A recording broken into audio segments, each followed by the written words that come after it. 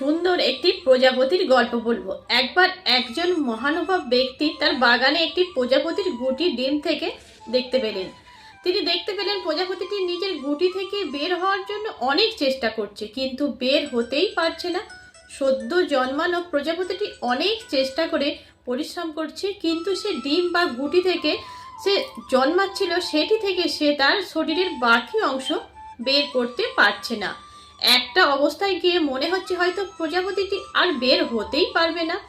সে দাপাদাপি করেও থেমে গেছে। এর দৃশ্য দেখে লোকটির অনেক মায়া হলো এবং সে গিয়ে গুটির বাকি অংশটি একটি কাঁচি দিয়ে কেটে প্রজাপতিটিকে বাইরে বের করে ফেললো।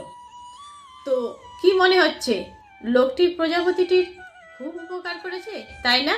আসলে আপাত দৃষ্টিতে একটি উপকার বলে মনে হলেও প্রজাপতিটির সবচেয়ে বড় ক্ষতিটি ওই লোকটি করে ফেলেছে।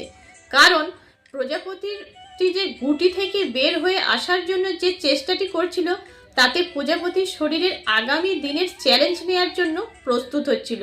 তার ডানা ঝাপটানোর ফলে গুটিতে থাকা ঈশ্বর পদার্থ, তরল পদার্থ তার ডানা শক্ত হতে সাহায্য করছিল।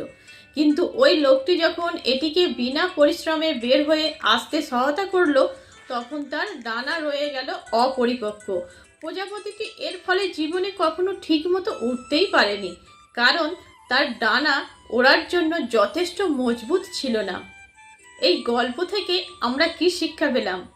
এই গল্প থেকে আমরা এটাই জানলাম যে জীবনের প্রতিটি সমস্যা, প্রতিটি প্রতিবন্ধকতা আমাদেরকে সামনের দিনগুলোর জন্য শক্তিশালী করে। কষ্ট ছাড়া কখনোই বড় হওয়া যায় না।